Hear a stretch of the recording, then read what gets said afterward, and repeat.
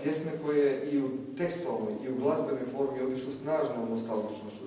Pjesme prepune strasti življenja i ljubavi. Pjesme prepune orijentalnog zanosa i raskoši životnog ambijenta.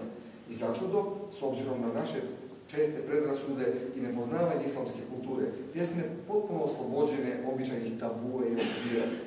Pjesme su to u kojima se vrednuje snaga ljubavi i obiteljskog života. I sve je to isprepleteno kao na orijentalnom ćilimu punom čudesnih arabeski. Svaka je pjesma cijeli jedan svijet, strukturiran izvana nizom slikovitih detalja, ali i razigranim emocijama, nutrinom koja nipošto ne želi ostati skrivena, neizrečena.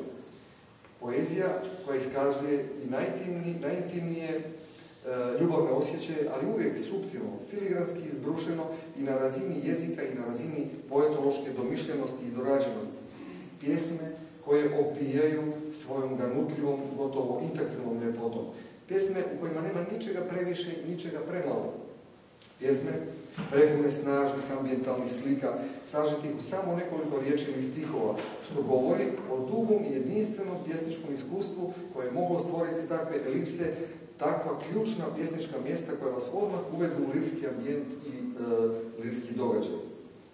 U tim pjesmama ne prestaje život. Ne prestaju se pojavljivati nova emotivna stanja. I uvijek iznova još jedna sudbina, drugčija i krajnja osobna, ali s njom dolaze i poslije drugčija, začudna, zadivljujuća pjesnička rješenja.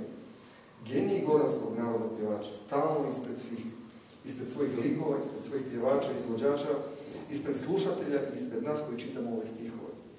I u pečalbarskim, i u ljubavnim, i u porodičnim, i u žetvarskim pjesmama, i u baladama, ponajviše se pjeva o ljubavi.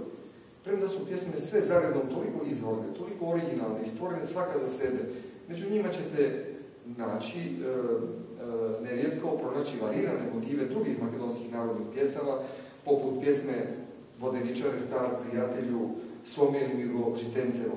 Kao inačica pjesme Abre Vodeničare, jaz gi slušav, pesnite od Gorancite blagodarni na Mefaj koji mi dade jedno CD i ima tamo motivi što se povtorува, znači, slovovje.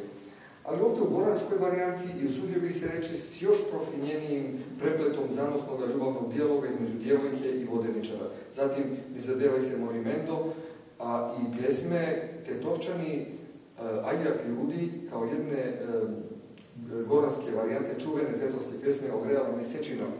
Jednako lijepe i uzvišene snagom dostojanstva, gospodarski uspješne i sretne društvene sredine. Kad čitate ili slušate goranske narodne pjesme, vi se jednostavno ne možete nauživati nesputanog i nepotrošivog, neumornog nadahnuća, sposobnog da uvijek iznova kreira nove, vještave, poetske situacije.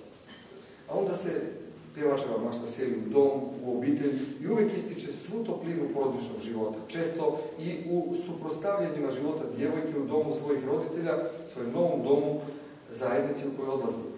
Ta je djevojačka tuga, to je djevojačka tuga za nesputanom mladošću i roditeljskim domom, sugestivnija je i snažnija od svega. U šaljivim pjesmama vidimo vedrog goranca uvijek spremnog za dobronamjernu pošalicu, a u spavankama i brzelicama otkriva nam se i moderno i fleksibilno biće samog goranskog govora, sposobnog da se u času sazdaje i presazdaje i da sazdaje i presazdaje bogate koloritne jezične kalambure. Goranske nam narodne pjesme govore da su Goranci jedan vitalan, iznimno nadahnut, divan, plemenit odvojak makedonskog naroda, koji je upijajući i usvajajući islamsku kulturu iz nje upio najviše humanističke vrijednosti, ljubav i tolerantnost, duboko poštovanje prema životu vlastitome i životu drugih i beskrajno divljenje prema prirodi, čija snaga i ljepota prožima svaku njihovu riječ i svaki stih. Snaga i širina islamske civilizacije dala je Gorancima, tim ljudima inače potpuno sljubljenima sa svojim čarobnim gorskim ambijentom, osjećaj da pripadaju svijetu i da je davni, magični, veliki svijet koji se proteza od gore do Soluna i Stambula, njihovo prostrano pečalbarsko carstvo kojim se gordo kreću i iz kojeg se još dostojanstvenije, slavodobitno, kao dobri gospodari vraćaju u svoj predivni zavičaj.